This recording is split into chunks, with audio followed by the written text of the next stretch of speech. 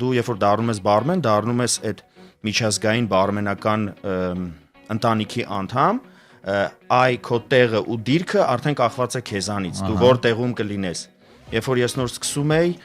կարդում էի գրքեր, այն մարդկանց գրքերը, ում հետ հիմա այս ընկերությունում անում շփվում եմ, Ամերիկա կլինի, Ռուսաստան կամ Իտալիա, հա, երբեք չէի մտածի, որ կհասնեմ այդ մակարդակին, որ այդ մարդկանց հետ կարող եմ ընկերություն անել ու ընդհանուր թեմա ունենալ։ Այսինքն դա կախված է կոնկրետ մարդուց։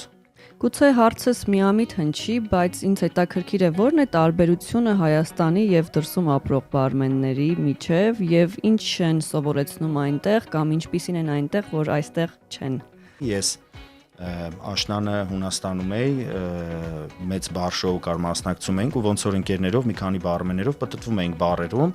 ու ես կարող եմ հպարտությամբ ասել, որ մենք ոչինչով չենք զիջում, թե մեր որակով, թե մեր սպասարկման, հա, մակարդակով, եվրոպականին, ուղղակի մեր բախտը չի բերել այնքանով, որ պայմանական ասած իմ պատրաստած կոկտեյլը, ասենք, Քիմ Կարդաշյանը չի խմի Սթորյանի, որը կդառնա աշխարհահռչակ, պոպուլյար, հետո ընթացքում կդառնա դասական, հա, ի տարբերություն դրա մենք պետք է ավելի շատ դժվարություններ հաղթահարենք, որպեսզի հասնենք այդ մակարդակին։ Ձեր ասածը մարքեթինգային ինչ-որ խնդիր է։ Իհարկե, հա, որովհետև մենք մասնագիտական առումով չենք զիջում ոչինչով։